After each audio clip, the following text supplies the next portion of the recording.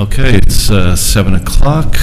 I am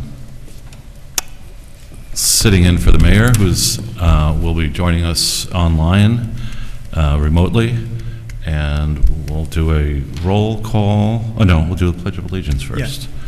Yeah. Pledge allegiance to the flag of the United States of America and to the republic for which it stands, one nation, under God, indivisible, with liberty and justice for all.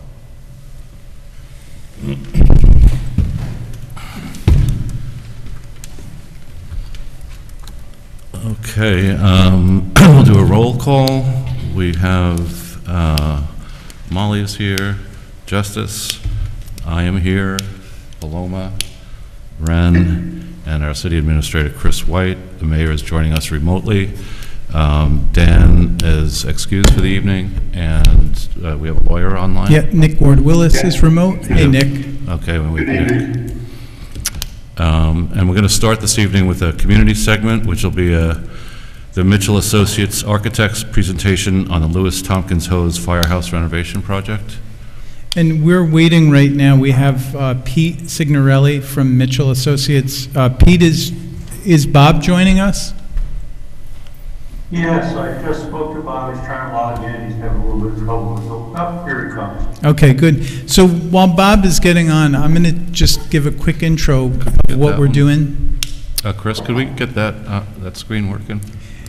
Ben, we have 2 screens in here that aren't on the smart board. Can you come in and adjust that?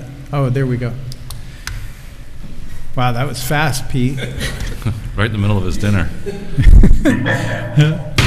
So we've asked Bob Mitchell and Pete to come from Mitchell Associates tonight and give you an update on the firehouse project.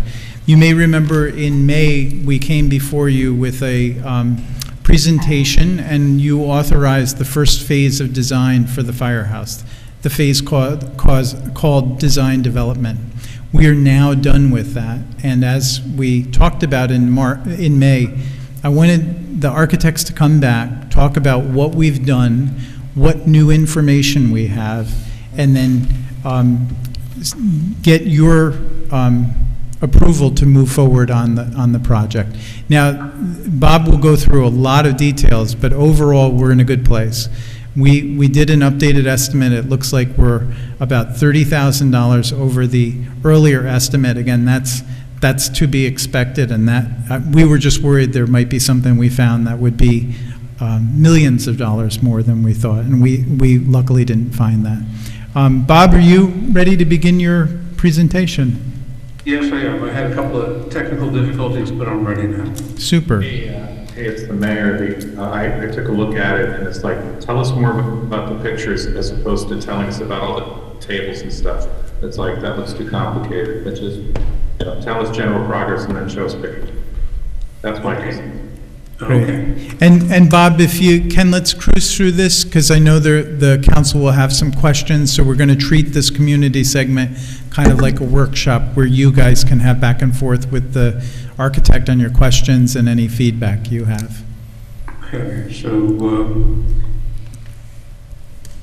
and we always get to see Bob's grandkids, which is important. We're all lucky. So, okay, hi. Hello, everybody. Bob Mitchell and Peter Signorelli, my associate here, is with me from his house. So this purpose of tonight's presentation is to bring you up to speed with what's transpired since our presentation last April. And just for those of you who may not have been at that meeting, the goals that were identified for the project is to centralize the staff and equipment, to have an operationally correct and efficient station, to very aggressively address firefighter health and safety, enhance the morale and effectiveness and the cohesion of the organization, facilitate access to training at all levels within the building, go through an inclusive design process, have a user-friendly building, have a building that's energy efficient and pursues the idea of lowest life cycle cost. It's a generational investment for the city. It's a critical facility, and we are approaching it from that point of view. and to acknowledge that in the current and in the future, not very distant future, there's a transition going on from primarily volunteer to paid department. The existing building is 40 years old, it's functionally obsolete. There's 10,000 square feet of it that are being renovated and 6,500 square feet of new construction, which replaces about 6,000 square feet being retired at bays. We're going from 3 bays to 5 bays by removing 1 bay, which is one of the bays at bays, and adding one of the bays upstairs, and adding 3 bays on the lower level. We're going from 4 bedrooms for the department to 6. We're updating the building to modern firematic standards. We're very actively involved in those. Ken in our office sits on one of the critical committees for the National Fire Prevention Association. We're going to provide decontamination capability within the building for the firefighters and their gear and their protective garments, improve the energy efficiency of it, and enhance the appearance of the building. So this building should last many generations. It will have high R values, it will be airtight construction, it will have heat recovery ventilation, there will be heat pumps for air and heat pumps for water, and we're going to discuss whether the heat pump is an air source or a geotechnical ground source. There will be variable frequency fans and pumps, and the building will comply with the New York State's stretch energy code. We're going to be looking at active and passive solar energy possibilities, and as I mentioned, ground source heat pumps. It will be an all-electric building with the exception that the generator will have diesel fuel to run it, the backup generator. And we're going to be preserving the carbon that is embedded in the existing structure and reusing it rather than demolishing it and having to recreate it. This project has had numerous prior studies. Some of you are probably familiar with them, and those of you who are not, you can see that since 2006, there have been many studies, and by April, there were over 2,000 hours of effort put in by professionals and community members to come up with a best solution for Beacon. So this is a Gantt chart that I know you all have hard copies of this, so you can look at it again, but this is where we are today at the presentation to the City Council. And what's transpired since April are the things in this box. And I'm going to give you just a brief review of those.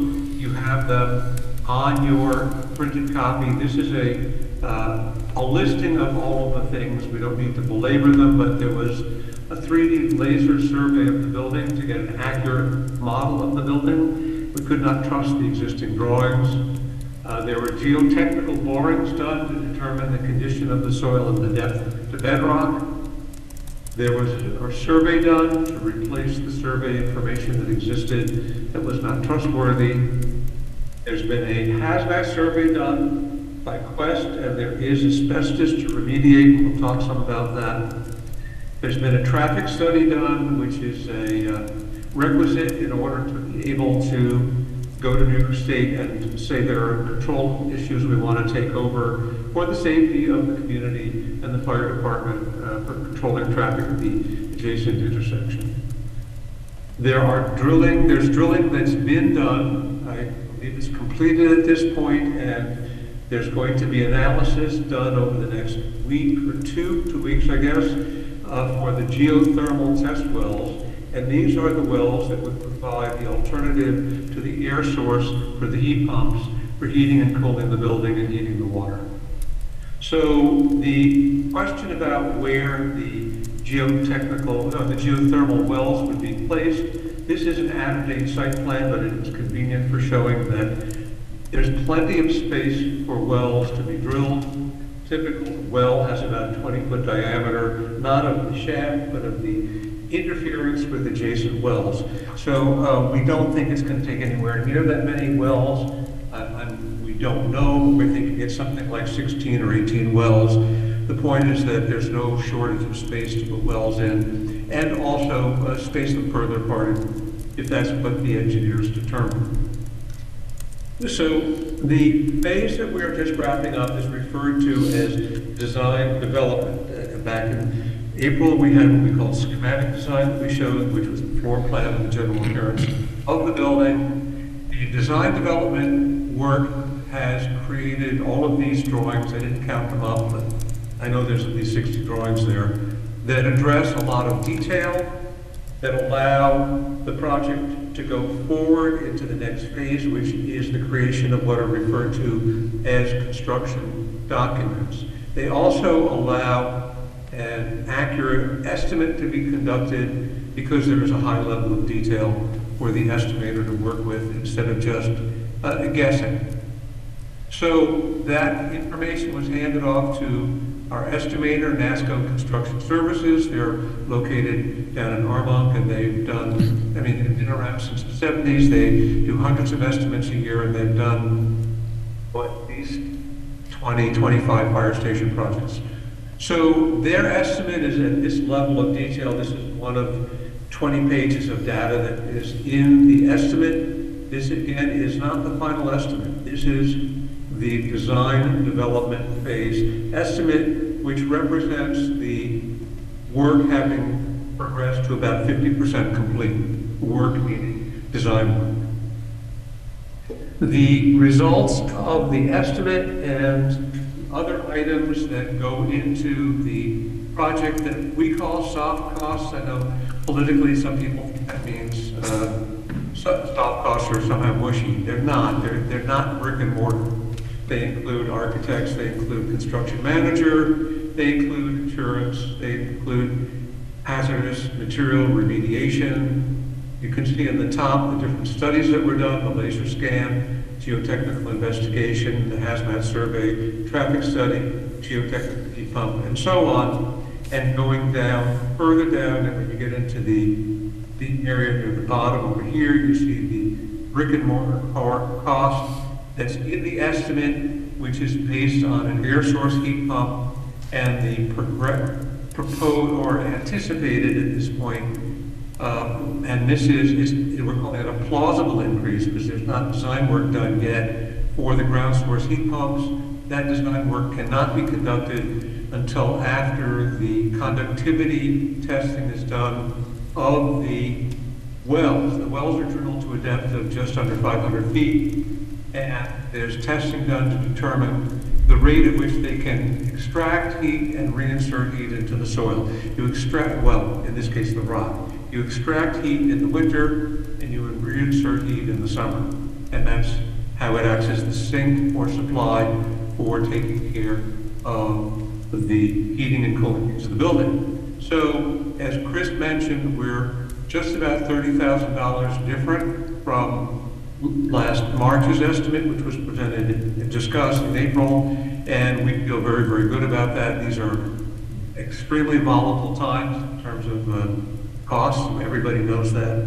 So there was enough forethought in the estimate in March that we're still holding well to that number. There will be another estimate in time for the handoff in December, and that will be, it'll have the benefit of further detail, but I think the heavy lifting on detail, the estimator, has occurred at the point of the estimate, but it will certainly have a good eye towards what's going on in the marketplace, which, everybody's worried about the marketplace. So and Bob, can I stop you for one moment? You'll see that number is more than 30,000 than the number we presented back in April. So there are three new things on this cost estimate. One is the 30,000 increase that Bob just talked about. The second is hazardous materials remediation. We've put a placeholder in there for $160,000, even though we think it's going to be substantially less than that. That hazardous material, we didn't know the scope of how much asbestos and lead-containing materials were in the building until we did that assessment. So that's a new number.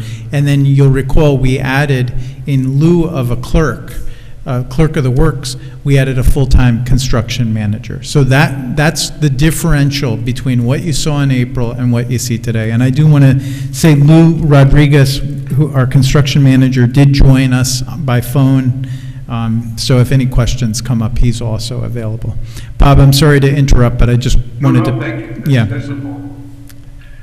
So here we are back where we left off with the timeline for the project. So going forward, the next step is the handoff to you for final client review. We had originally thought that would be in January, but we feel comfortable now we can move that back to the second week in December, thereabouts. And after that, we'll go out to bid, and we think the bidding, which was originally anticipated to result in a groundbreaking in the middle of April, we think that that can happen earlier in March. And with Lou Rodriguez's assistance, with Palumbo's assistance, we're contemplating how to separate out the site preparation work, which we'll talk about at the end of everything else, but it has to do with rock removal, so that when the contractors come to look at the site, when they're bidding on the building, all of the mysteries of what's under the ground that have to be taken out will be resolved and over with, and they don't have to pad their bids to account for what they might confront. And Bob will also talk about, we're also considering doing that with the cleaning of the building with the hazmat phase, so that we have kind of two phases of construction. A deconstruction phase where we're cleaning up, getting rid of the rock that we need for the base of the new part of the building, and then having the main project proceed with all of those unknowns taken out. And that should get us a better timeline and a better price.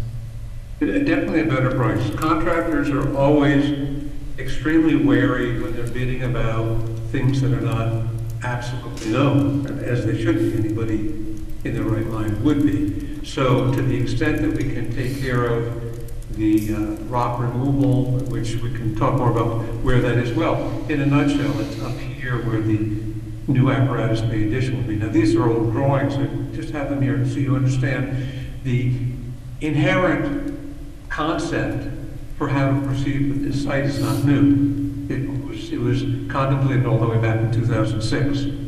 So here's some of what's going on. This is stuff that was shown back in April, but this is looking at the current front of the building and how it opens onto the street, and it's very close to the street and does not provide for the trucks to exit the building without intruding into the street.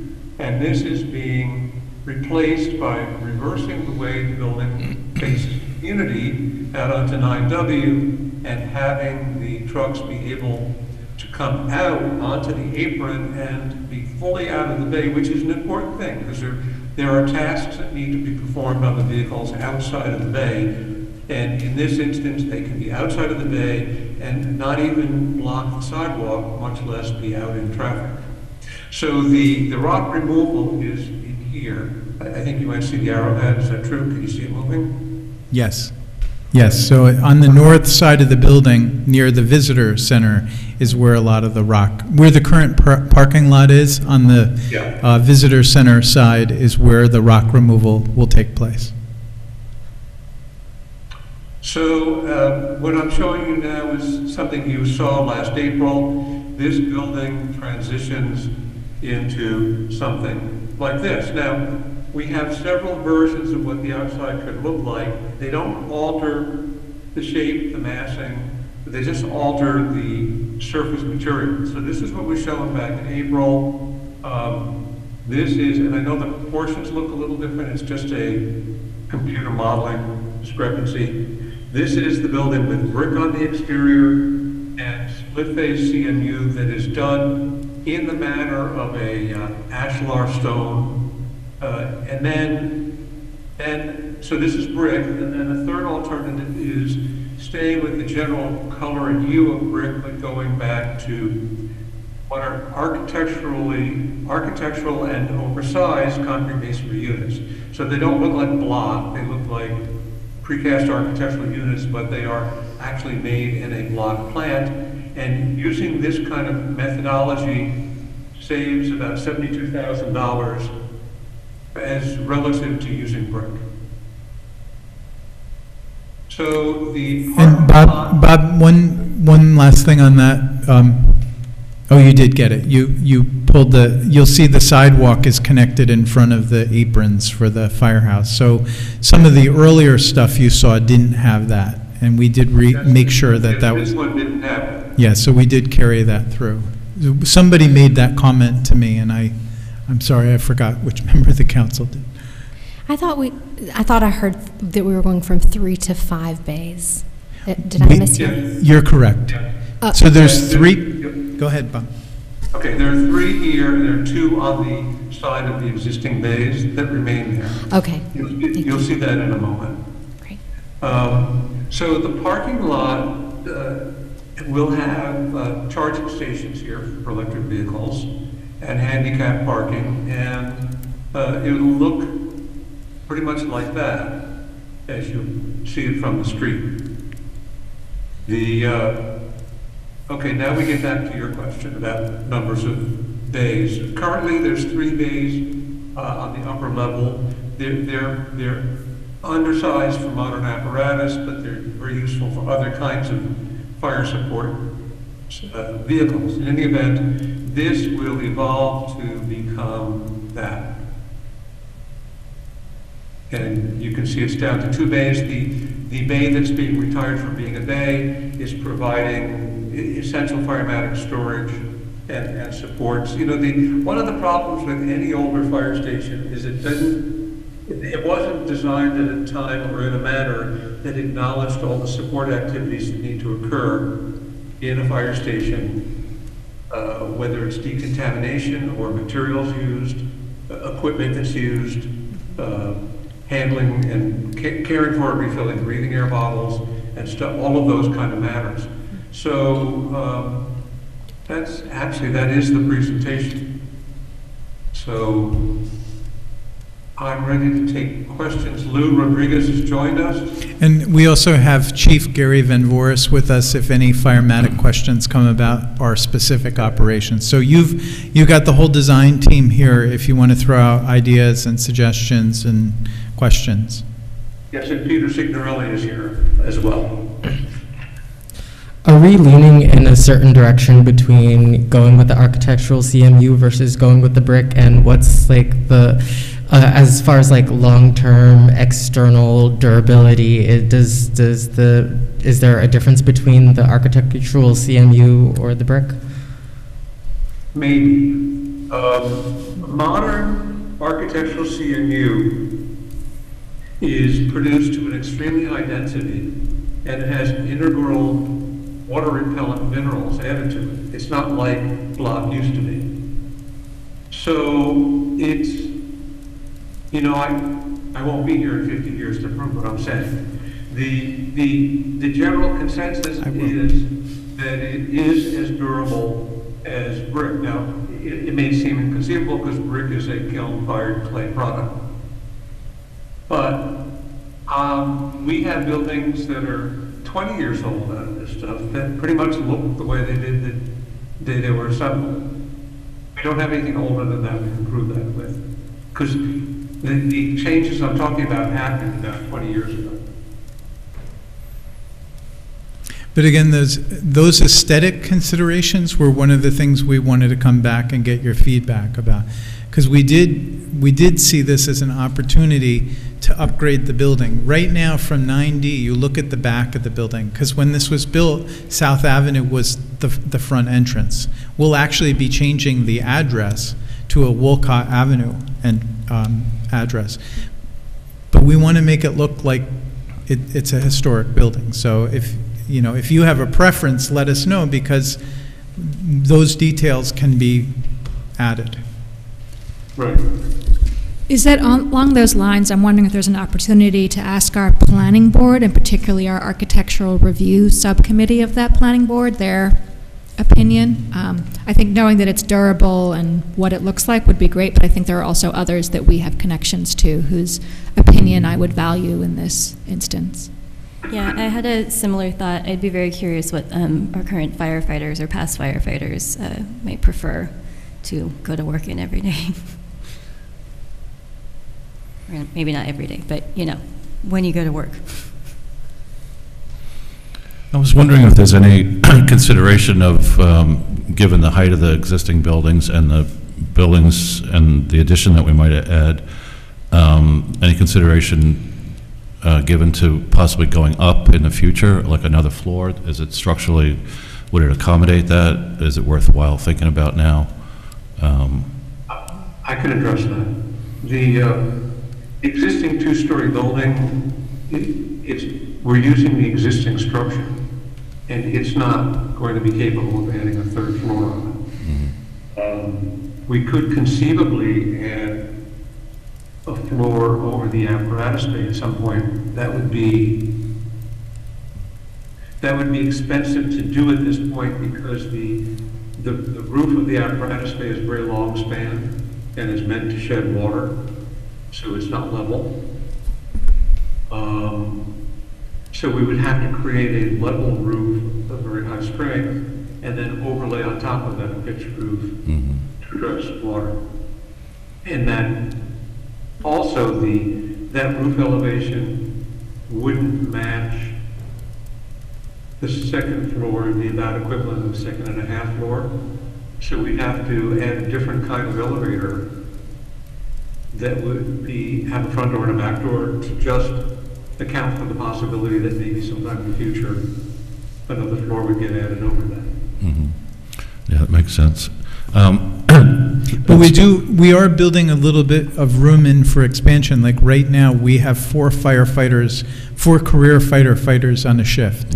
But we're building 6 bedrooms so that we have that ability to grow. We have some spaces here that are kind of flexible day use spaces. So as the operations evolve and change, we're trying to leave as much space within the constrained site as we can for those additional changes. Right. And when this whole package goes out to bid to the electricians and plumbers, et cetera, and masons, when those bids come in, kind of unlike a typical situation where you have a general contractor, there'd be percentages added to each one of those bids that would come in. But here we don't have that, right? Because our project manager, they're not seeing any percentage of the other subcontractors coming in, right? Yeah, but I mean, you can still have subcontractors. One of the reasons we want to do the hazmat separately is oftentimes what the general contractor will do is hire a subcontractor to do that work, which is highly specialized, and then they'll add a margin on it. We have Lou on here. Lou, could you talk a little bit about the Wix bidding and what you're thinking about the... Absolutely. Can everyone hear me okay? Yep. Yes. Great. Again, my name is Lou Rodriguez with the Colombo Group. Appreciate, I'm driving from Carolina, so I apologize I couldn't be virtual. As far as the bidding practice, you're totally correct. What we're trying to do is limit, our job is to really manage the multiple primes. And when you look at each prime, we're going to have a geothermal prime, we're going to have a rock prime, we're going to have an asbestos prime, we're going to have a mechanical prime, we're going to have an electrical prime, we're going to have a plumbing prime. All of those potentially could be under one GC. Per Wix law, that's not allowed. You have to, at a minimum, you have to go out and bid with a general contractor, mechanical, electrical, and a plumbing contractor. So you have, at a minimum, you have to go out and bid with the four primes. What we're doing is breaking things down a little bit more, looking at the hazmat component. The hazmat component of the building is pretty considerable. We're looking at breaking out the geothermal component, the geothermal well field. And then we're also breaking out the rock excavation, ripping up the shale. So there's 3 other contracts that we're adding that really are going to bring value back in two ways. One is, was just discussed as far as a markup. But number 2, when the contractors come in, we're going to bring the contractors in for what we call a pre-bid walkthrough.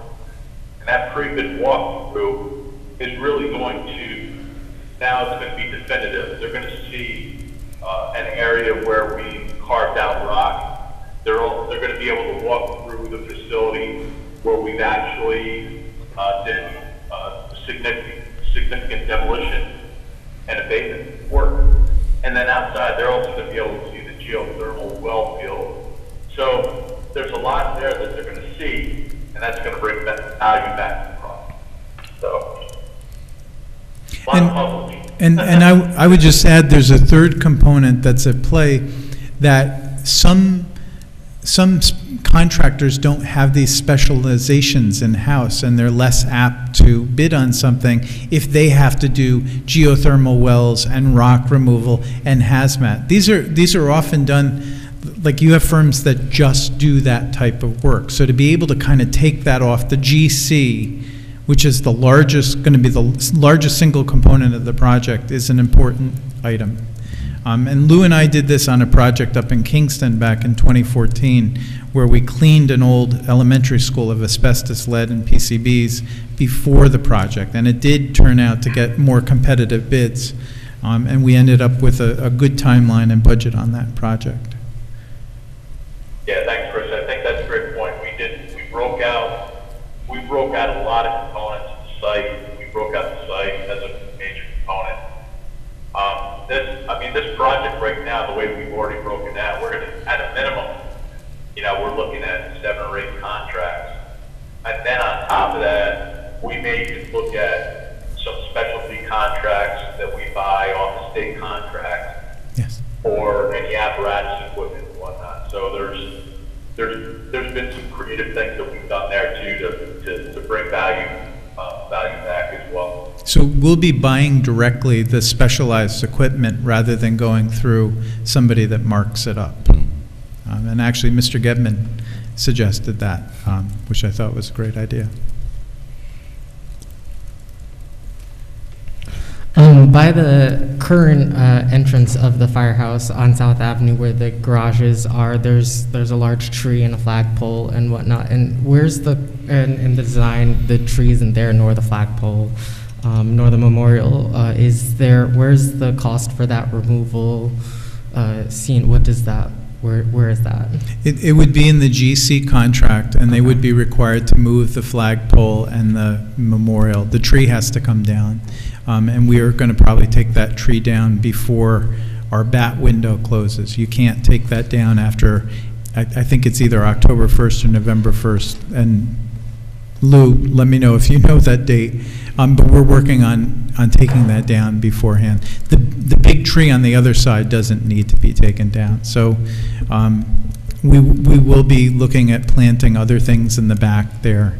Once we see how everything fits. Because in the back, we're going to try to have a fenced-in area that has the dumpster. We'll have the fuel tank. That diesel fuel tank not only serves the purpose of feeding the backup generator, but in order to avoid having that diesel fume go bad and just be disposed of, we're going to use that for refilling the tanks on the fire trucks as well. So we cycle through the diesel in that tank. And then don't have to waste diesel fuel. That just goes bad. So all of those things end up in the back, and then we'll know what areas we have to plant out. Are there any other trees that are going to be removed, and is that going to impact the possibility of flooding of the firehouse? No, there's just one tree. Okay. No, and actually, if you look at it, there's a lot of green space that we're putting in where right now there's either gravel or concrete. And that'll be a public parking as well as the parking area that we're creating where the wells are going to be? The parking area will have some reserve spots for our staff. Mm-hmm. We want to make sure that our career firefighters and volunteer firefighters have some spaces that are reserved, and then the rest will be public parking. Mm-hmm. And is that lot currently public parking? I can't tell you that. It's secret. It kind of is. Yeah, we've posted it with our parking rules. It's unimproved, so the parking, again, if we can get 25 or 30 cars in there, you're lucky, the way that people park. Yeah, it's kind of chaos. But it is open. We do try to accommodate the church when they have events. Again, we're trying to make enough parking that everybody's got enough parking. Right now, I think under this scenario, we get either 52 or 55 spots, which is substantially more than you can park right now. I'm sorry, no, just along that line, isn't it true that not until only recently is it actually city property, or like within the last few The years? city bought it from Tompkins Hose Fire Company Right. several years ago. Yeah. Yeah. And I know that one of the stated goals at the beginning was to have an inclusive design process. And I'm curious, I assume the fire companies were included for some amount of feedback. I'm curious if the neighboring church has had any feedback on these plans. No. Okay. And I think we're going to make a situation that, for them, that provides more parking, both on South Avenue and behind here. And that's really, we're not touching their land. Originally, we were going to go towards their land and have to get a piece of their property, and we found that that would be probably a year to two of delays to get approvals, which is one of the reasons we started rethinking the schematic of building to the north, where we already own it. How close does this come to the current visitors center? Are there maps that there might have been design things that I have not, that I've overlooked, that actually laid out the full triangle? Bob, do you have a site plan that shows where the existing visitor center is? Peter, I have to confess, I've been out of the office. I had surgery, and I had been working from my bed, and my CAD software is on the computer by my bed. So I got into the office here, and I couldn't open the CAD software just before the meeting. So I don't know the answer to that. Peter, do you? Yes, we have a Falcon Insight in M Consultants from Insight. M or J? Sorry. And just to tell you what happens there's one or two parking spots right now that serve the visitor center. Those spots are going to be lost, and there'll be grass, but they will have a walkway from the new parking area. We did talk to the remnant of the chamber, which does operate that, and I said, is that going to be an issue? And they said no, because people don't really drive here to the visitor center other than the volunteers. And they said, frankly, the volunteers can just park at City Hall right across the street. That's not an issue.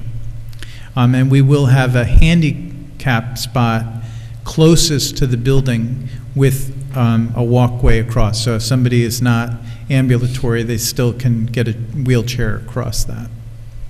If I can pull this thing up on the screen now, so we'd like to see it. Awesome. So where's my little button to share screen? It's probably near the photo of your grandkids, right? Right. My favorite thing. So let's see. And this is all on the same parcel as the visitor center. So that is all one property. So let me just, okay, so here's the visitor center. Here's the corner of the building. And give me a second, I'm going to play with the scale here and tell you about how far apart they are. It's about 20 feet. Okay, it's about 50 feet from the corner of the building to the corner of the visitor center. And we did look at adding a parking spot on the other side, but it would have intruded into Poe Hill Park, and it would have really disrupted, kind of a cool, vibrant little space. And I don't want to put asphalt in Poe Hill Park. There's an electric charging station at the visitor center that'll be put over in the new place? The electric charging station's in our parking area, But I and think will be. there's an existing one is there not, at the visitor center? I thought there was. No, it's in our lot, Oh, because the church does use that. They come over. It's at the north end of our existing lot, and that will move over. So we right now have one station with 2 spots that can charge. We're going to go to 2 stations with 4 spots that can charge. And then there's also going to be a charger in the back bay, so that on the South Avenue side, so that when we move to having a fly car for EMS response, at some point there might be a vehicle that is appropriate for that we could charge. So we're just thinking ahead to have something inside as well. I think you might have mentioned this at the last meeting that I was not at, but I'm curious for where things currently stand with the volunteer companies, both Tompkins and others, and I think there was some discussion of maybe some of their memorabilia, a portion of it could be in the building on display, and I didn't know if there had been any decisions made. It might not be important to decide before we break ground, but I'm just curious where that currently stands. Well, the mayor and I met with the Tompkins Hose Fire Company, and we expressed that we do want to include some of those historical elements in the entryway of the building. We're reserving areas for display space. I know that they're going through the building now trying to figure out some of the things that they own, they're selling, some of the things they've donated to the memorial building. There are some veterans memorials that they've now made arrangements to bring to the memorial building. So I'm not clear what they're going to actually be willing to leave behind, but we've been very open, and I know the chief has been talking to them. And they have a meeting tonight, and he's been attending those meetings. Great. So, and again, if there's a few things that we own, but understand that the company owns most of the memorabilia and that, so it really is their decision, and if they want to take it with them, I can't stop them.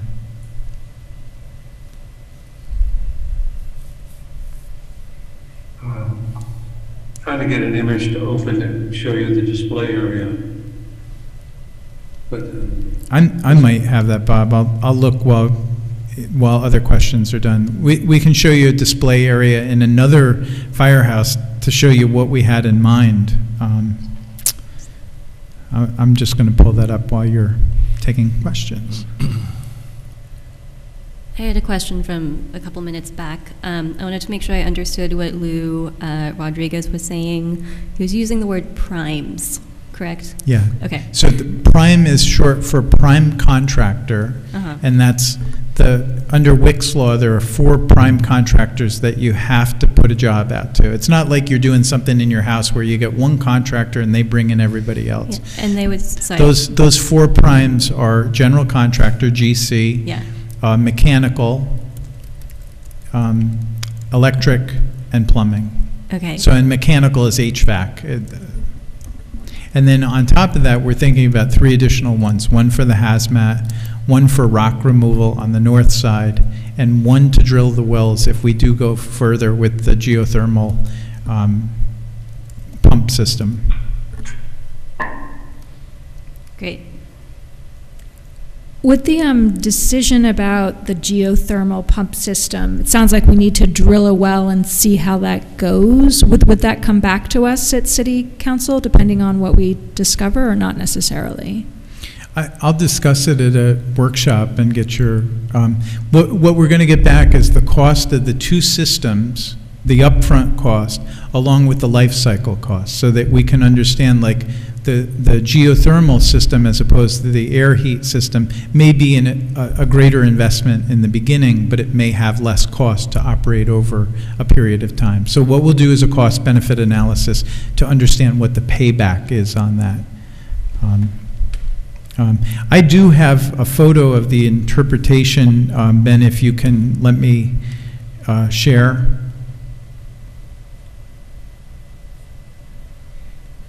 Yes, Chris, sorry, could you say that again? Can you let me share my screen, please? You should have the ability to double check. Go ahead and try again. Thank you. Got it. Okay, so these are some examples where other fire departments have done interpretive areas in their Bob, you gave me this photo. Do you want to talk a little bit about this? Sure. This is the Carver Fire Department, and this is it's not actually a curved wall. It's just a very wide-angle lens. There may be another picture so you can see that better. But in any event, it's a timeline, and they have display cases. There's another one. There's a spot I was hoping to be able to show you that in the floor plan, when you come in the new front entry on the lower level, you come facing up to a display case. So that whole area has the ability to be developed similarly to this. And then this is sort of the scale of what that would be. And other hallways on the upper level can be developed. It's a matter of taking the time. You know, some people just hang pictures, other people develop a piece of artwork to tell a story. And I think it's important, you know, that when you, so the sole practice of our business is doing fire stations, so we've been in a lot of them. I mean, literally hundreds of them. And when you walk into a station where this care has been taken, it's quite striking. It's moving, and it's moving to the people who come in from the community. It's informative, and it's meaningful to the members of the department, be they career or volunteer. It's part of the statement of who they are and why they do what they do. The other thing to keep in mind is we can leave these spaces open so that they can be developed even after the fire station opens. Right now, I think the rate of change for some people is uncomfortable, and that they're not sure how to take the new station. And I'm hopeful that once we construct this and they see these spaces, they may come back with some of these memorabilia and be more willing to say, yeah, we'll contribute this. We did also ask the other two fire companies if they had things they wanted to donate. We don't have a yes on that, yes, but again, we'll leave that open. I don't believe just because, you know, right now they may not show a lot of interest, but maybe once the new fire station is done and we can say, now we want to go back and we want to talk about the fire medic history in Beacon, and we'd love your input on it. So I'm hoping that they see this new facility and how well it works and how they evolved this fire service to this point. Like, this isn't something different from what we've had. This is just something that they worked hard to set the foundation for. And I'd like to tell that story too in the interpretive materials. I don't know that we get there right as we construct, because I don't know that they're there yet with us.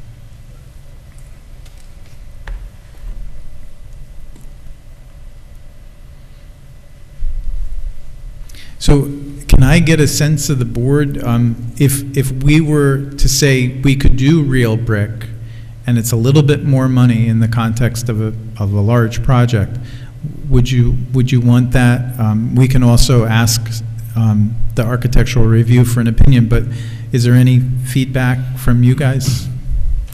I guess for me, it would be the difference between real brick, what we discussed earlier, these modular things, or, I mean, it seems like a lot of buildings on Main Street are being done, again, in different modular systems of like veneer bricks, and so I think there might be some, you know, other areas to kind of think about. Or Bob, did you look at veneer brick? I know we were looking for something and more durable, and you were leaning towards. I'd be happy to talk to that. So first I want to define veneer brick, because any brick that is one brick thick, meaning 3 5/8 inches from the weather surface to the rear face of it, is technically a veneer brick, because that whole concept of what it's called evolved back when the buildings were 3 brick deep, load-bearing brick masonry walls. But in more recent times, things that might be thought of as thin brick, might be an inch thick and glued up onto something, are referred to as veneer brick. And I don't know what's being built on Main Street in terms of the use of those materials. But the materials, if we do brick here, it will be a wide, that's what we call a stack of these things, of genuine bricks, 3 5/8 into out, 2.6 inches tall and 7 5/8 inches long, put up, stacked up with mortar, with anchors that bring it back to whatever the substrate is. The substrate in the apparatus bay will be the concrete block structure of the bay. And then in the office and living space, it will be a studded wall, and there'll be a gap between them. So an architect refers to that as a veneer brick. And then if there's something thinner that is somehow glue assembled to a substrate, we would never do that. The thing we call veneer is a life of building material. If it's done correctly, it will last many hundreds of years. I can't speak to the other thing where it depends on adhesives. There's a shear plane, a vertical plane between that thin thing and the thing that's glued to. Whereas here, the weight of each brick is carried on the brick below it. Does that make sense when I describe it that way? Yeah, it's just that there's a lot of systems to that, like they click into like some sort of system, and I don't know what they will look like in 50 years, and there's a lot of places on Main Street that are currently using them. Personally, I would prefer to see an actual brick. We've stayed away from rain screens because the metal piece that they're attached to typically is steel that's electroplated with zinc, and I'm not confident over the life of it. These brick or block, whatever we use, there's stainless steel anchoring that takes it back to the structure. In the case of what we're doing, the masonry is, the mortar is inherently corrosive. So having something that's stainless steel means it will never corrode. If you've ever seen an old building taken apart, you'll see all these little rusty pieces of metal that were in the wall. You will not have that here. So the same goes for the flashing materials. None of that stuff can decompose over time, so it will retain its initial characteristics of strength indefinitely. The clip-together rain screen systems, I personally don't have confidence in them for the long run. They in turn are screwed to something behind them. There's freedom of movement. If something breaks and you have to repair it, you have to saw it loose, which gets you into cutting the metal brackets that it's attached to, completely obliterating the electroplated zinc. And now you have a future point of disintegration. But that is the nature of rain screen. It's very popular with a lot of younger architects than me. I don't know what to say. May sound snobby, but I don't mean it that way. I really believe, I grew up in New York City, and I used to walk around all of the buildings where you saw rustic, deteriorating stuff, whether it was the grating or in the sidewalk or the cast iron building front or any of the millions of things that couldn't be made protected from all the elements. And I feel what you're going to spend to build a building, none of those vulnerabilities should exist for you and for future generations. Wow. To answer your question, Chris, I don't know a lot about this. I think something that fits with, it's a great opportunity to have an appearance of the building that fits within the historical character of the rest of Beacon, and having something that is durable is also really important. So I think an option that fits that, and so I would defer to others on what that option is. And then if there are different prices, that might be where I and my position would weigh in. And if there are hundreds of thousands of difference, where in this case they're less than 100,000, that might be okay. Yeah. And again, sometimes the initial investment being a little higher will result in your life cycle cost being lower. And Yes, so we are taking that into expensive consideration as well. Yeah. That was my primary question. Yeah, and then that other part of the building that juts out, that is kind of a block. We have the potential of using real stone there, so we'll be evaluating that as well. So again, we want to make the building so, it's kind of a front door to the community. It doesn't look like the back of an old building. Yeah. That being said, I don't have any strong opinions on either or. It's really, for me, a matter of longevity, but I would love to hear from others, not just the planning board, but also just like people in the community who, I mean, I know I grew up in Beacon, but I know there are people that have lived here a lot longer that have strong opinions, and I would like to hear them as well. But, yeah. Okay, so if people are watching this, email jmccrae@beaconny.gov and give me your opinions. I'd like to suggest that this process you're talking about, which is valid and has merit, should be done promptly.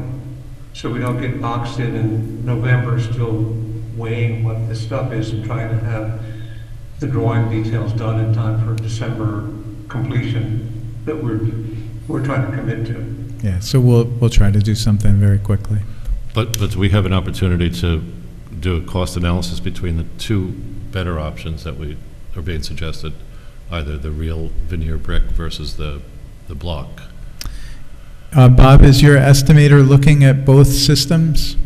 Yeah, we have that number already today. It was. With the difference is 72,000. Was that the difference? 72. 72. That's the difference between the concrete-based and the clay-based material on the exterior. Both of a similar thickness, the 35/8 inch thick. Yeah, they both get stacked up. The concrete-based are larger units. They're 16 inches tall and 24 inches wide typically, so they look more modern in that sense. And they have a very smooth finish. They're not rusticated like, some things you might have. So the question that would come up with the other people thinking about the look might draw you into discussions about massing and roof edges and things like that, which there's not a lot of latitude in. I mean, the massing of the building is predicated by the scale of the vehicles that they put in it. And so things can be explored that would change. There could be some ins and outs on the exterior surface, things that make it look like pilasters and columns and brackets and things like that up to a point. They would be pastiche, which is okay, but they wouldn't be there because, like in a 19th century building, they wouldn't be there because that was needed to hold the thing together. They would be there as an homage to what buildings used to look like. So we may not have time to do a formal process, but we can reach out to the Architectural Review Board for some comment on it and see what feedback they have. And if others want to write in, we'll consider that. Personally, I'm more inclined for the real brick and the $72,000 increase over the course of the life of this building and the integrity of the material, I think.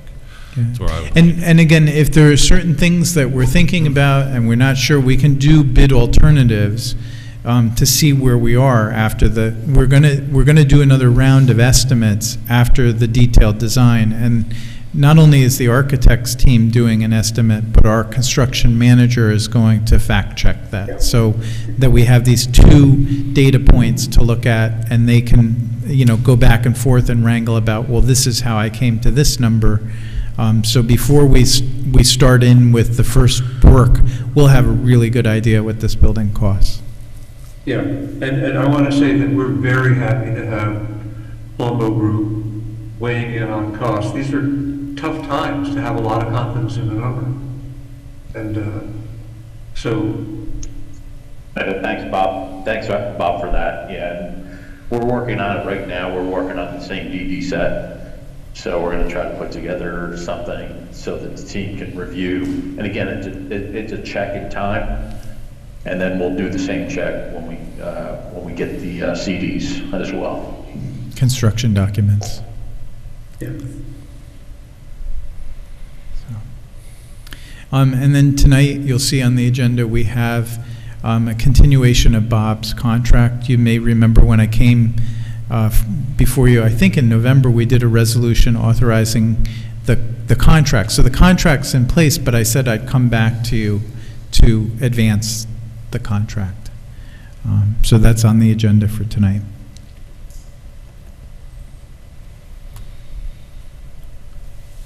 Do we have any other further questions? All right. Well, thank you, Bob and Peter and Lou. We really appreciate you. And thank you, Chief. Did you have anything you wanted to say? Yeah, please. Gary's really been handling a lot of the stuff that I don't even see, just about how this functions. And I'm just really appreciative that he's stayed on with us. You know, even though he's retired, he's come back and working part-time for us, and he's really helped out on the design inside the building.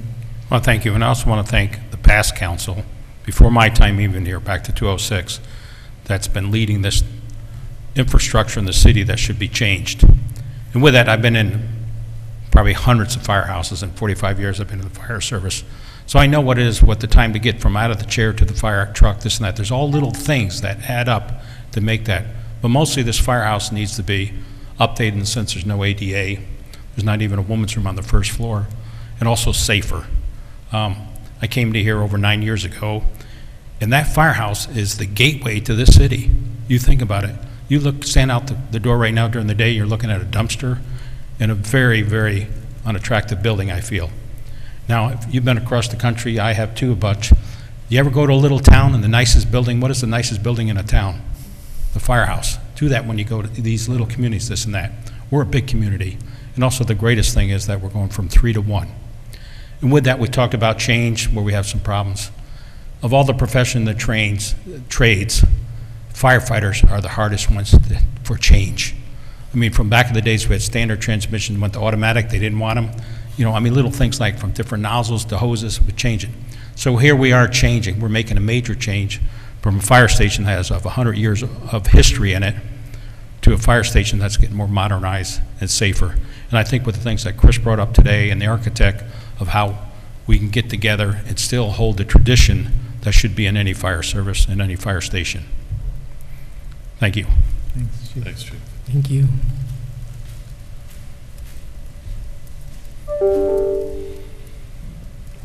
Okay, shall we move on? Thank you all for this update, and look forward to progressing.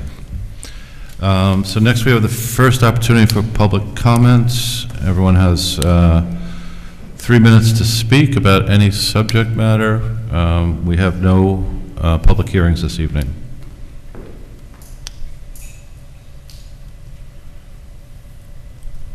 And we'll start with those in present and then open it up to people remotely.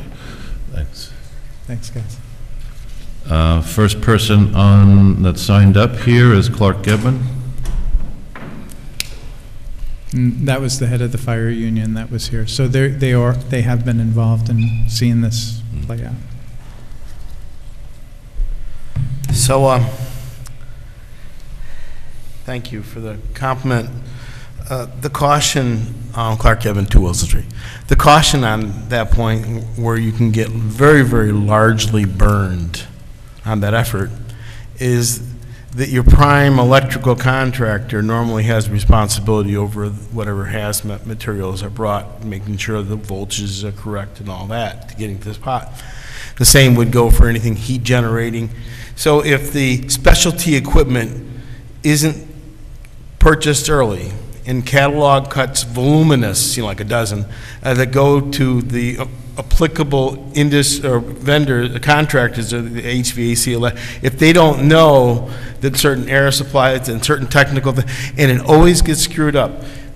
So it has to be very, very closely followed in terms of the procurement and the storage and the receipt of the unopened packages and everything else. So it's work, but it definitely saves on GC over GC compounded. So, but I don't see any lists. The list presented, the FF&E, the fixtures and equipment. There was a 0 on the totals, and a 15% potential variance in change orders that the GC or the The construction manager mentioned the materials as their objective. You know, that's 1.3 million. You know, and you're right now, you're at a threshold. You're supposed to be saying, yeah, okay, design's good. We're going to pay that part and we're going to move on to the next. But design isn't good because you haven't settled it, and that's where all the change orders come from. This is a hugely complex, and it magnifies what Councilmember Dan pointed out at the last meeting when he said, what does the building department do? And most people probably were thinking, and I'm perhaps reading tea leaves, but most people would think normally like building department, oh yeah, you know, inspections, Section 8, and the tenants. Well, you know, you're spending millions of dollars a year on professionals, and a lot of cities have just people on staff who do it and who you develop a relationship with over time, and it's a department. And they're professionals who know how to, I mean, what is $500,000 of payroll when you're spending $25 million? Strengths and weaknesses. Your volunteers, I get it, and you shouldn't be. You should be paid $25,000, $30,000, $40,000, $50,000 a year, but know what you're doing. I mean, really have sound understanding of the way government's supposed to work and the way taxation policy, and how many dollars of taxes are you foregoing because you built residential housing when you should be building a $60 million hotel? And that's what planning is. Planning is not monopoly. Planning is genuine. What is your economic status and the rank size of the city? What is the demands upon the city, the population, the region, the state, and what is the necessity for growing economic expansion and creating jobs? That's the role of a city. Thank you. Thank you. Teresa Kraft?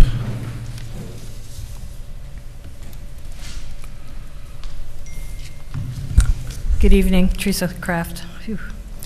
Wow, it was a relief tonight to hear a valued professional architect call out the case for the quality of materials, something we haven't heard in recent discussions with other project developers and their architects, even though many have inquired over the past few years why fake brick facades are now the norm in this historic brickworks industrial community. I am still very concerned that Beacon is continuing to allow high-density development, especially on its main street, particularly with all of the public outcry over the past few years and getting louder still to this day. The same residents that you promised you would work hard to protect our historic Main Street, our neighborhoods, and our historic view sheds. Next week, there are 7 public hearings scheduled for the Planning Board meeting. 7. All generating high-volume traffic and most with high-density overdevelopment. The planned build-out at Cross and Main in Beacon's Historic District and Landmark Overlay is flying under the guise of affordable senior housing. But let's be real here. There are a lot of social services that come with senior housing. Is this the right neighborhood for senior housing? For that type? Is this even a neighborhood? This isn't a senior housing community, it's a box. And across the city, a developer has plans to alter the quality of life for a quiet residential neighborhood, to subdivide a small parcel to fit 5 homes where 1 is the norm. While we're watching 2 major historic buildings on parcels that must be protected in historic districts, one project fits nicely within its aesthetics of its ample acreage, while the other project is squeezed in with no breathing room for its surrounding neighbors. Beacon needs more protection for its cultural resources. We are one of only a few municipalities in the Mid-Hudson Valley region not enrolled in New York State's Certified Local Government Program. It's time for a change. Thank you. Excuse me.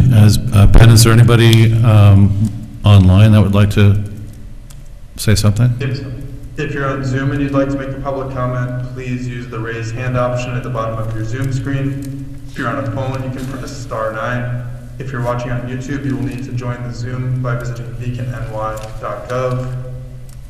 As of now, there are no hands raised on Zoom. Okay. Well, there'll be another opportunity for public comment at toward the end of the meeting.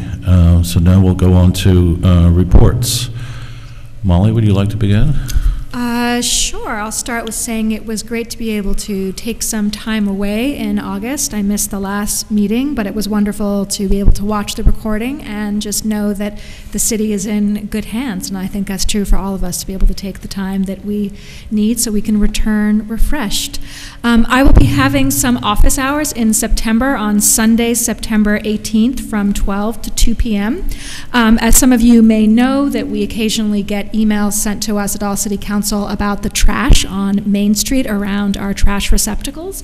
And so for the first half of my office hours, I'm actually going to be walking along the southern border of Ward 1, which is the north side of Main Street, and picking up trash. If anyone wants to come and talk with me about anything else that you notice while I do that, and then I'll be at Pole Hill Park from 1 to 2 p.m. on Sunday, September 18th.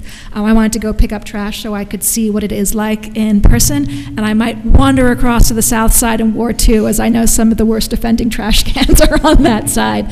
And I really appreciate Chris, and he might choose to share more about what he's doing with stuff. Great. I just had a couple of questions too, either for the mayor or for Chris. One is, I know that it's budget time coming up, and both for ourselves who haven't done it before, and also I know some members of the public have wanted to get involved in the past. Just a reminder of the rough timeline of when we can expect to engage publicly, and that would be great. And the other thing, I know that we had talked about a report out from the Police Advisory Committee this summer, and so I didn't know if there's any update on when and if we would hear anything from them. And that's it. I'll pass it to Justice. Are those going to be answered first? Oh, just in case anyone else has questions, I'm fine either way. Mayor or Chris, do you want to wait to answer, or do you? Mayor?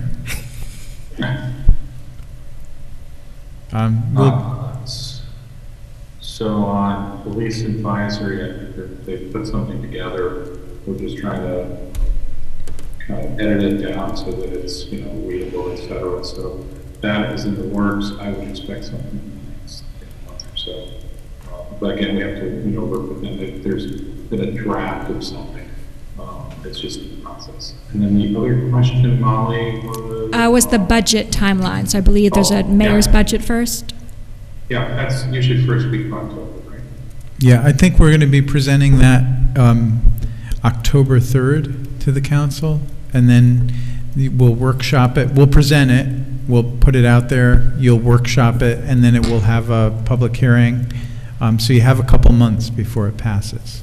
Okay. Typically, what we do is we introduce it in early to mid-October, and then you just have to pass it by the end of the year so that we have something in place for next year. Okay, great, thank you. Yeah. Thanks. Hi, everybody. I'm Justice McCray, City Council Ward 2.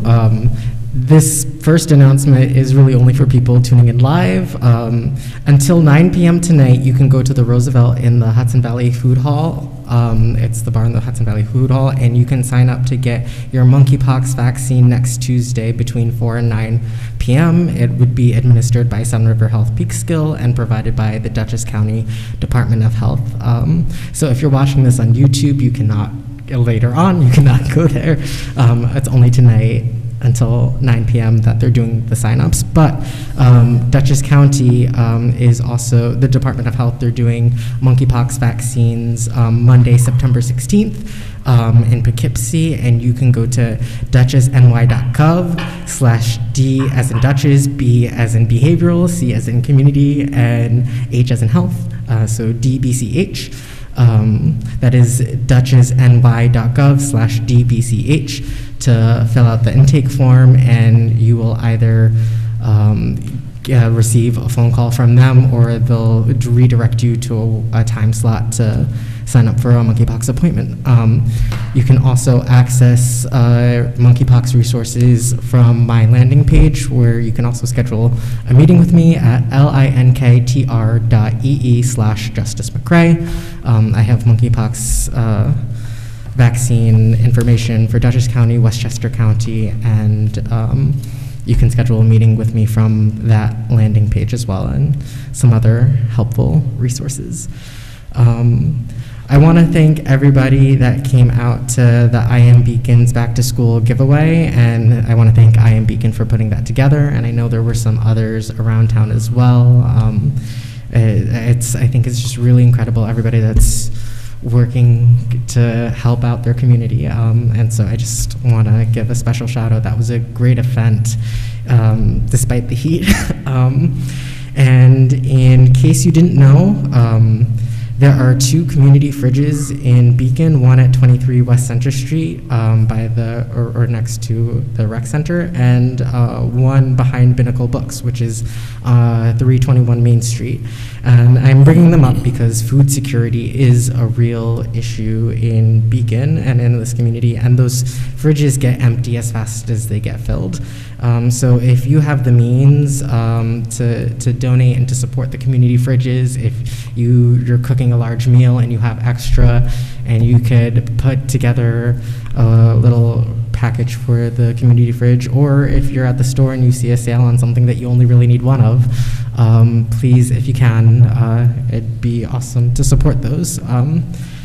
And last but not least, on September 24th, at 7 p.m., that's a Saturday, Fairground is hosting a Nourish Our Neighbors shindig at the Howland Cultural Center. So if you are free, you should come and check that out. And that is all I have for today. I just have one issue that came to my attention. I was speaking to a business owner on Main Street, and she was being unfortunately sued by someone who slipped on some ice or snow. And in reviewing this snow ordinance, and I know it seems a little far away, but it's good to, maybe we can look at it soon. It says for the business owners, they have to clear the entire sidewalk. And that was the point that she was being sued for, because she only cleared a small section. So the problem is business owners can't clear their whole sidewalk without putting the snow either in the street or having it pile up.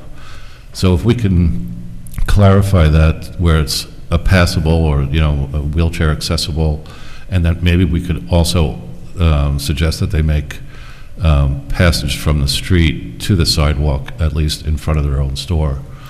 But she was caught in this dilemma where she had no place to throw the snow, and I think it's just a simple change in wording that maybe Nick could look at before the first snow starts. Okay.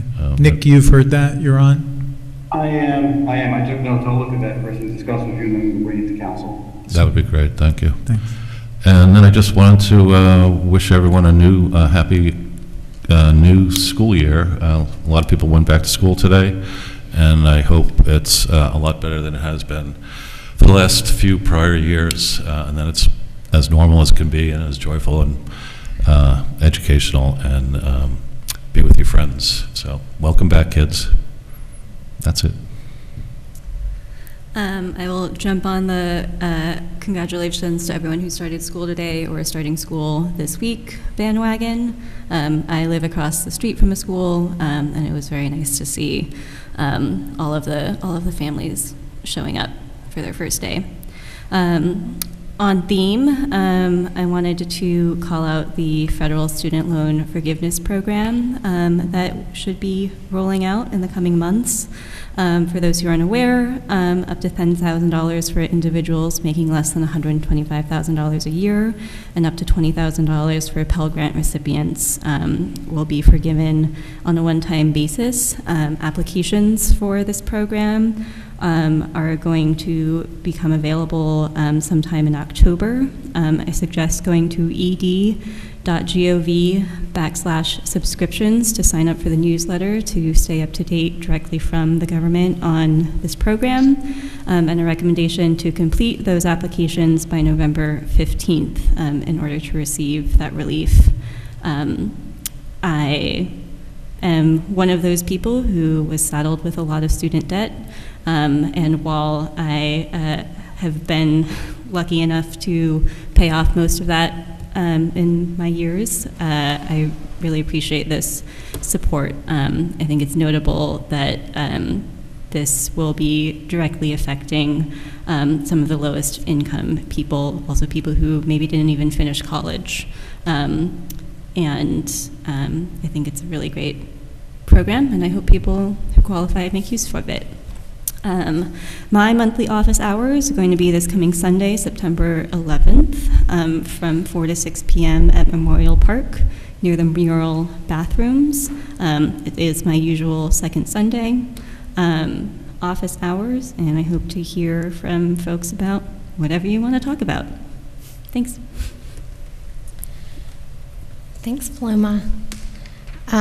So for the budget, in preparation for the budget presentation, I know that Councilmember Dan I think it was last time, talked about some things that he wanted to see in that budget, and he had also mentioned in the past, or the two of us had talked, I think many of us had talked about considering a position for a communications person. This came up in the communities quarterly, and please feel free to chime in if I'm not articulating this, but it seemed to be a theme in the presentations that everyone brought forward. Oh, well, we need it, but we still need a person who could move this information. Did anyone want to chime in? Yeah, the specific idea that was presented in the community quarterly was a sort of community coordinator who could help move information both internally between various committees and other volunteer opportunities. So a little bit, honestly, what a lot of us use our reports for is just passing along community information. And I think that idea was not one of the top 6 voted, so it did not get a council member to help them move that idea forward per se, but there have been a lot of follow-up conversations. I know that I think we've been having across people that this could be a useful position, and that there is a desire for a communications focus not only amongst volunteer opportunities, but between the city and the public in general. Yep. So I also wanted to think about next workshop, legislation on the 25-mile-per-hour speed limit, now that the governor has made it possible for us to do so. And a reminder that I'm holding a Ward 3 community meeting on September 17th at noon at the Presbyterian Church on Leonard Street. So I hope to see y'all there. That's it for me. Thanks. Oh, no, that's not it for me. I'm so sorry. There's always something. I also wanted to say thanks to everyone who wrote to me and the rest of us about your love of the compost program. I love it too. I've mentioned it a couple times here, and it's just so great to hear from everyone. Your comments have been heard and really appreciated. The people who worked to run the program so well, and having a place to take my little bucket of really gross stuff that my son cannot stand opening. But having somewhere to take it really feels good, and I love to see Beacon pulling together around that. Can I tag on a reminder to that too? That their Beacon Compost pilot is also looking for folks to fill in either the check-in survey or the yes, it's a check-in survey that is currently being used, not the just started survey. There are several surveys. They're very good about data. But you can find that survey on the city's website under compost, under Home, Government, Boards and Committees, Conservation Advisory Committee, Compost. I will also put this in my link tree so it's easier to find, or just Google Beacon Compost Company Survey and you'll find it.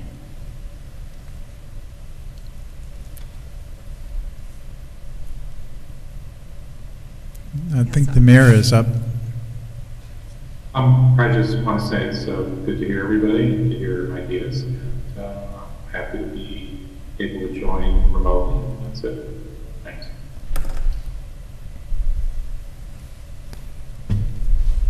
Anything, Chris?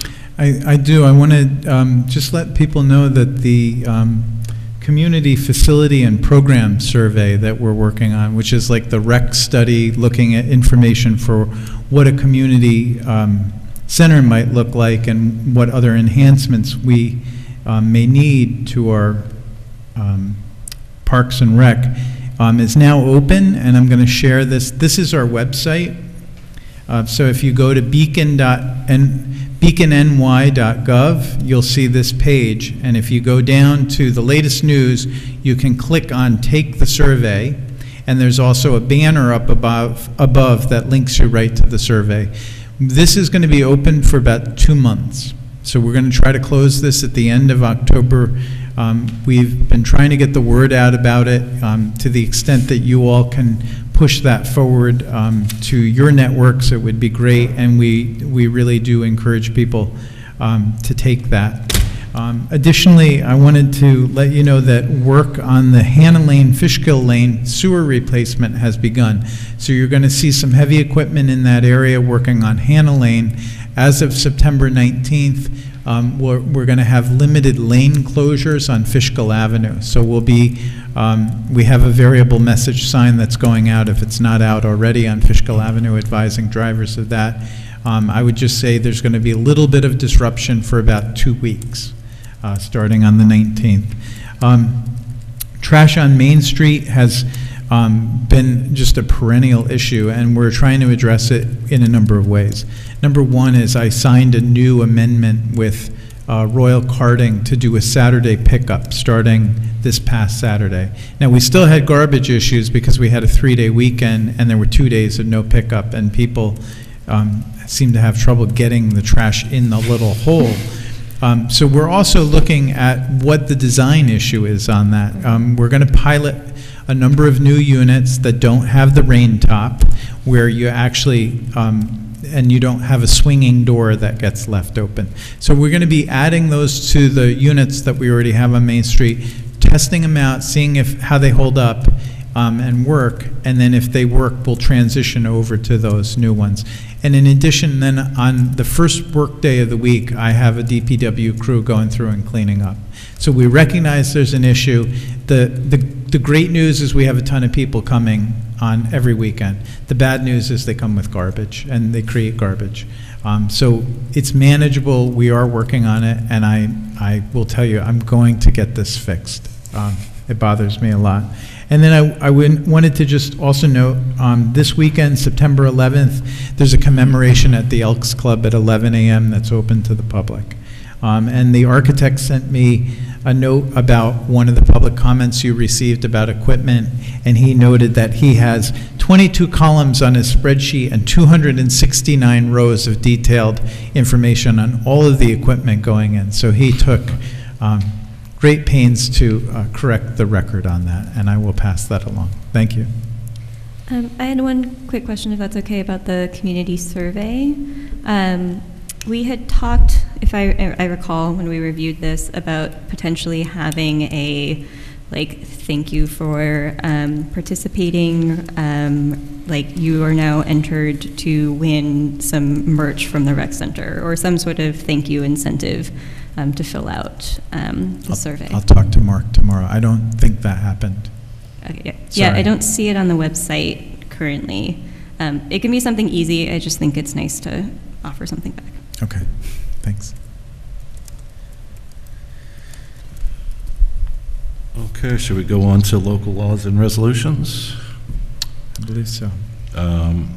First on the agenda is resolution number 114, appointing Aaron Harrison to the position of motor equipment operator.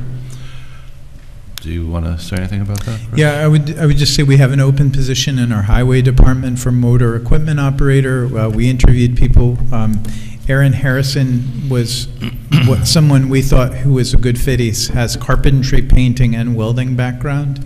I do want to disclose he is the son of Heidi Harrison, who's in our rec department, and we did make sure that our attorney was okay, that we weren't violating any nepotism. But I did want to tell you that in case somebody said, oh, you have another Harrison in the rec department. But under our nepotism policy, unless you're managed by that person or somehow influence their job, which these are separate departments with no influence. So we're excited about having his skills, and already thinking about some of the welding work that we can do that hasn't been done. So I forget, do we take a motion to approve Yes, so this now? we'll need a motion and a second. Yep. Can we have a motion for approval of this Motion. resolution? Second. So Okay, that's from Paloma and Justice. And any discussion? I mean, I just want to say it looks like he has a significant amount of experience. That would be very handy to the city. So. Yeah. Yeah, and I'm glad in particular that his welding experience is already going to be put to good use, so. Yeah, Mickey's already put a little line in for welding supplies in his new proposed budget. So he's excited. Do we have to do a roll call, or how do we do this? No, Is you this can a- just do a Okay. voice vote. Okay, all in favor of appointing Aaron Harrison? Aye. Aye. Anyone against? No? You're good. Okay. Second resolution is number 115, authorizing an amendment to an agreement with Mitchell Associates Architects, PLLC, for design of the Lewis Tompkins Hose Fire Station renovation project, which we just heard from. Yeah, so again, back in May, you authorized the first part of this design development for $250,000. I wanted to make sure we were going to be in the ballpark with these estimates, and we look like it's going to be a little bit more than we thought, but it's not so significant that I think it would jeopardize the project.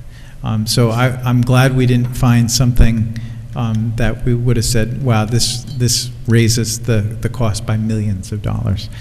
So we'd like to move on with the rest of Bob's contract. We already have a contract in place, and what this Amendment 1 does is it basically just authorizes the next phases: construction documents, bidding support, and then construction support. So all throughout this process, he's going to be, like when we get vendors on, he's going to be receiving submittals that he has to review for every little detail. He's going to be there making calls pretty much on a constant basis of, you know, the plans say this, would you accept this as an alternative? Or this is how we propose to do this. Okay, can I get a motion for resolution number 115? Motion. Second? That was from Ren and Molly. Okay, any discussion? I do appreciate the way you've structured this, Chris, that we got the full agreement so we knew where we were headed, but that we have these check-ins for a project this big. It's helpful. Yeah. Agreed. Thanks. And the next thing that would come back to are the bid results for the earlier phases. So we'll have actual numbers the next time we come back to. Okay, all in favor? Aye. Anyone against? Okay.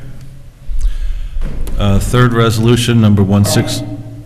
If I can, just for record, we need to hear the mayor verbalize his vote. Oh, sorry. I did see that he acknowledged it with his hand, but as he's virtual, it does need to be verbal.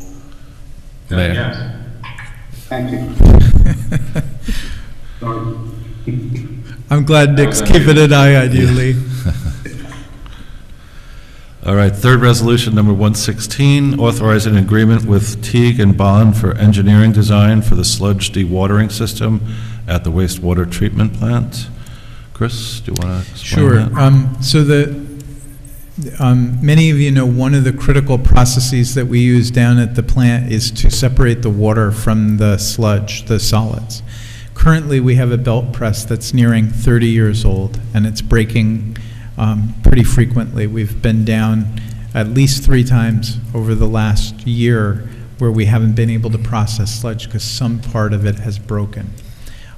We knew we had to replace this, and we started looking at studies years ago about putting in a new belt press or moving to a different technology called a centrifuge, which is, again, uses centrifugal force to pull the water out of this.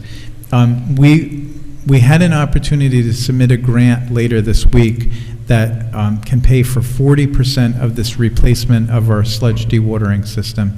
Part of that is getting an engineer on, and also you'll see the next resolution is a bond resolution. So we've been working with Ty and Bond. They've done prior studies for us. We think that their team brings the right skill set and frankly, passion on this job to design this. So this is a contract for $277,200 to design the system, to evaluate the alternatives, and to take us all the way through bidding. And our goal would be to try to have this work started by next summer. And this was already budgeted for, correct? This was in the capital budget, yes, but the bonding part of it exceeds what we authorized. So you're basically changing, when we get into that one, I'll tell you, but this let me see what we put in the capital. Because I remember discussing that the centrifuge would be more expensive, but that it would be worthwhile. Yes. But I couldn't remember which budget line it was in. So in the 2023-2027 budget,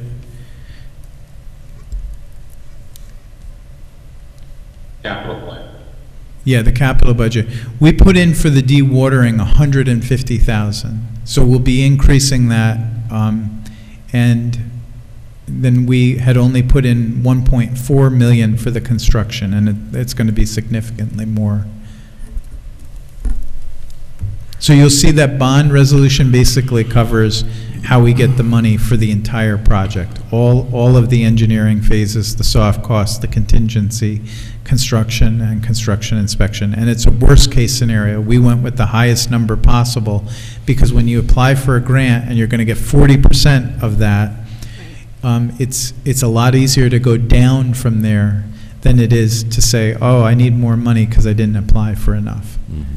And I think you said this, Chris, and I know this is the next one. We haven't voted on the first one yet, but just because you mentioned that, the reason why we're voting on the bond now is because that's a requirement of applying for the grant. That's this correct. week. And so is the engineer contract. So we were just a little bit behind. This opened up about 45 days ago, and we saw an opportunity to try to grab $2.2 million for a project that we know we have to do anyway.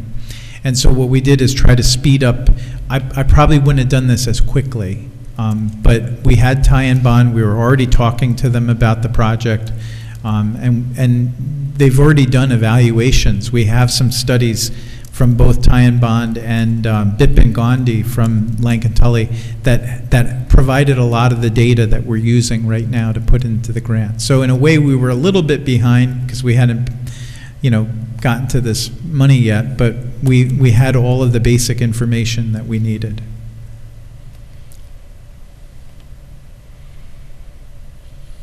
Okay, could I get a motion and a second for resolution number 116?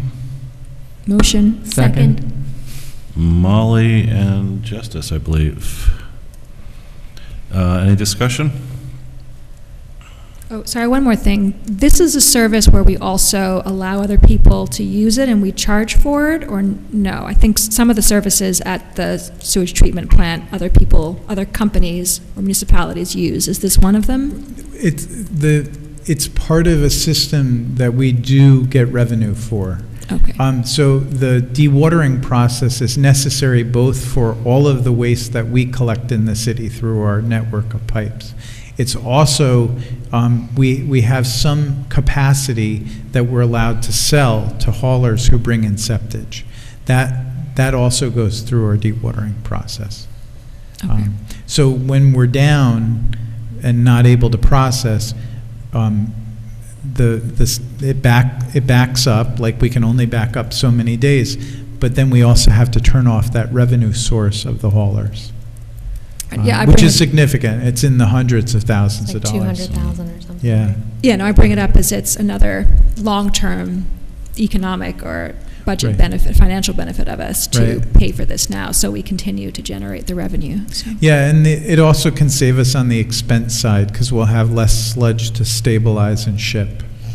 Again, not a ton more, but it's you save about 12% of the solids through using a centrifuge as opposed to a belt press. Mm. And we pay by the ton when we ship that out.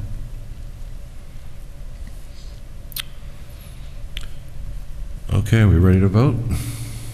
All in favor? Aye. Aye. Anyone against? Nope. Okay, the fourth resolution is number 117, authorizing a bond issuance for the sludge dewatering system at the wastewater treatment plants, directly related to what we just discussed. Yes, so let me just tell you what is in this number. This is a large number, 5.541 million. That includes a construction cost of 3.8 million. It includes 12% for construction inspection, which is typical, 8% for design, and then it includes a 20% contingency because we don't know what modifications we may need to make to the building. So we really, this number is packed with contingency, much higher than I would usually put in for a project like this. That way, if we come in much less, we don't have to issue this entire amount of bonds. In fact, to the extent we can, we'll cover some of it from our fund balance in the water fund, in the sewer fund, and then we don't have to take out the full amount of bonds. And again, if the project comes in at 3.3 million, you know, we'll get less grant, but I would rather get less grant than have this come in more than we applied for and say, well, we didn't get the full 40% that we could have gotten. So we went high with this number. And would that affect our bond rating? I think we were getting close before. People were, I mean, maybe Moody's or whatever said. So that won't affect us until we go out for the bonds, right? The last time we were, they looked at our bond rating was when we went to the market for bonds. So this action doesn't affect it. When we go to the bond market, they'll look at our total package. But again, our debt, we have some historic debt coming off in 2 years, and that's about the time when we would be going to the bond market for this. Yeah, so I assume Susan, our finance director, feels comfortable with this going in 2 years or so, yeah? Yes. Yeah, and that fund is, we have those other revenues that help to defer the cost to city ratepayers. And we've done really well on that. You know, we renegotiated 3 contracts and increased our take on that by almost $300,000 a year. That helps to pay back bonds. And the life of this new system should be at least 20 years.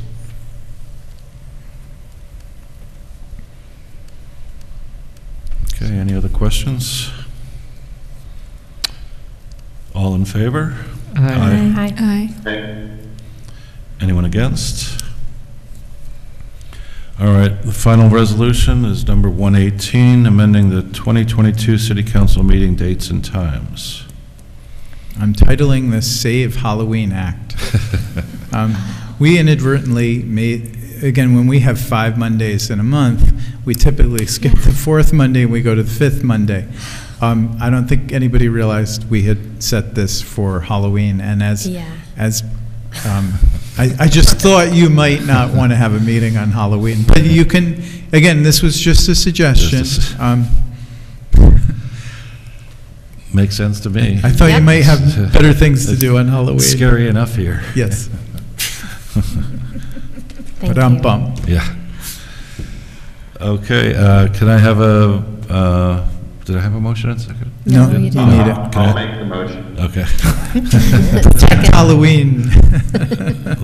Lee and Paloma, Ren, okay. Okay, any questions or any debate? I'm really indifferent about the whatever you guys want to do.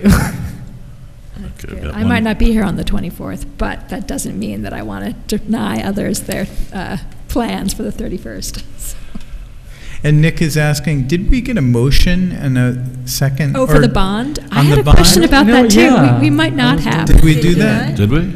I think we all got excited about Halloween, except for Justice. Should we go back and get a motion? 117, correct. Okay, so we need a motion and a second on 117. Okay. I will motion for us to approve the bond authorization.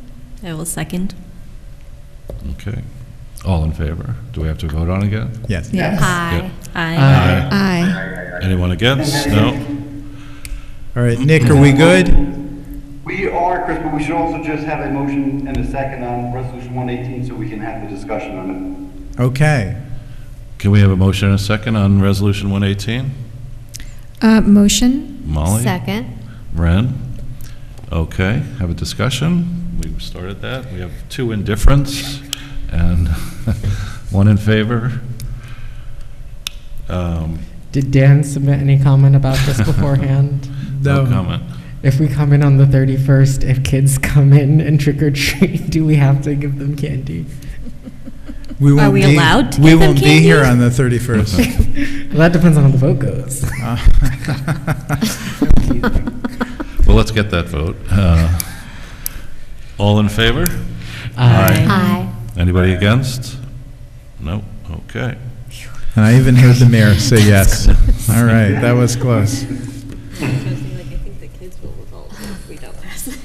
I don't care. Okay, we have the approval of minutes from August 15th, 2022. Or do we need a motion? Do we need a motion and a second? Yeah. Can we have a motion and a second to approve the minutes? Motion. Second. Justice and Molly? Anyone have any discussion regarding those minutes? Yeah, at the end, it says the votes for the August 1st city council minutes were passed 7-1, but we were only 6. Okay, duly noted. All right. It says 7-0, so it should be 7-0. 6-0. Yes. Got it. Thank you. And then the motion to adjourn Yeah, should also both be that. counts, Yeah. Okay. Ben, did you get those? Noted. Thank you. Okay, anyone else? No? Can we get a vote?